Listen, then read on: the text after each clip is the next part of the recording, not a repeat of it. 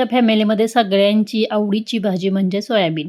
आता बरेच जण वेगवेगळ्या पद्धतीने करतात, पण मी अगदी साध्या सोप्या पद्धतीने करते, तरीसुद्धा आमच्या घरामध्ये सगळे बोटं चाटून पुसून ही भाजी खातात. त्यामुळे ही भाजी केली ना, की सगळ्यांनी खाल्लं, की मलासुद्धा खरंच खूप बरं वाटतं आणि दुसरी भाजी करायची गरज लागत नाही. त्याचबरोबर मस्त अशी तोंडी लावण्यासाठी मी इथे बॉब्या देखील मुलांसाठी तळून घेतलेल्या आहेत.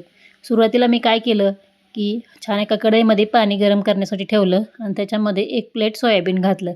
तर हे सोयाबीन म्हटलं की मला थोडं प्रमाण जास्तच करावं लागतं, कारण भाजी पुरत नाही. कारण सगळे इतके आवडीने खातात आणि चवीला देखील खूप छान लागते आणि शिवाय हेल्दी भरपूर आहे. याच्यामध्ये प्रोटीन भरपूर असतं. त्यामुळे तुम्ही जरी ही भाजी मुलांना आठवड्यातून 2 वेळा सुकी, पातळ, ग्रेव्हीची करून जरी दिली ना, तर खरंच लहान मुलांपासून ते मोठ्यांपर्यंत सगळ्यांना प्रोटीन जास्त असणारी ही भाजी आहे. त्यामुळं ही तुम्ही आठवड्यातून नक्की याचा पराठा, इडली तुम्ही बनवून देऊ शकता.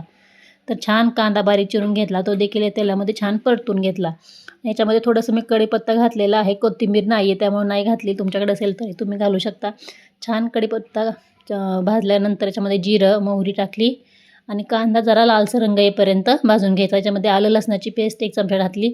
नंतर बारीक चिरलेला टोमॅटो देखील याच्यामध्ये घालून घ्यायचा. टोमॅटो देखील बारीक छान भाजलं किंवा तेल सुटेपर्यंत परतून घ्यायचं आणि याच्यामध्ये आपल्या घरातले सगळे खडे मसाले टाकायचे. थोडेसे तमालपत्र वगैरे मी याच्यामध्ये टाकलेलं आहे. त्यानंतर मिरची पावडर, धना पावडर, काळा मसाला, चवीनुसार मीठ आणि हळद. मी प्रत्येक भाजीमध्ये हळदीचं प्रमाण थोडं जास्त घालत असतं, कारण शरीरासाठी हळद अतिशय गुणकारक असते आणि ही घरगुती हळद बनवलेली आहे आणि शरीरासाठी अतिशय गुणकारक असल्यामुळे आणि आपल्या शरीरातील रोगप्रतिकारशक्ती वाढवण्यासाठी हळदीचं प्रमाण खरंच गरजेचं असतं. त्यामुळे तुम्ही म्हणत असाल की ताई तुम्ही बऱ्याच वेळेस जास्त हळद घालता, पण तसं काही नाही. हळद खाल्लेलं चांगलं असतं, त्यासाठी मी प्रत्येक भाजीमध्ये घालत असते. नंतर सगळे मसाले भाजल्यानंतर आपण सोयाबीन जे शिजवून घेतलं होतं ते याच्यामध्ये घालून घेतलेलं आहे. शिजवलेलं सोयाबीन काढल्यानंतर थोडंसं पाणी पिळून घ्यायचं. मग काय होतं, छान याला चव येते. जर पाण्याचं प्रमाण जास्त राहिलं तर मग पानसट भाजी लागते यासाठी. आणि जास्त सुक्कं पण बनवायचं नाही किंवा ड्राय करायचं नाही, थोडंसं ओलसर ठेवायचं. मग भाकरीबरोबर, चपातीबरोबर जरी हे सोयाबीनची भाजी खाल्ली तरीसुद्धा छान लागते. छान परतून झालं, 1 ताट झाकून ठेवलं, 5 मिनिटं छान याच्यात म्हणजे शिजवून घेतलेलं आहे. बघू शकता मस्त असे सोयाबीनची आपली भाजी ते तयार झालेली आहे. आता बॉबी तळून घेते.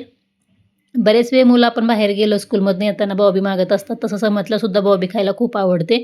तो देखील मागत असतो. त्यामुळे मी किराणा भरत असताना अशा बॉब्यांच्या पुड्या भरत असते आणि जेव्हा मुलांना खायचं असतं त्यावेळेस तळून घेते.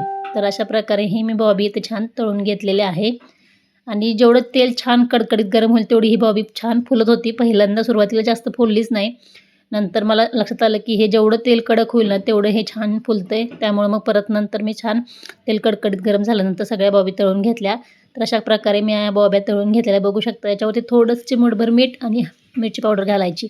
तर आजचा ब्लॉग तुम्हाला कसा वाटला नक्की सांगा.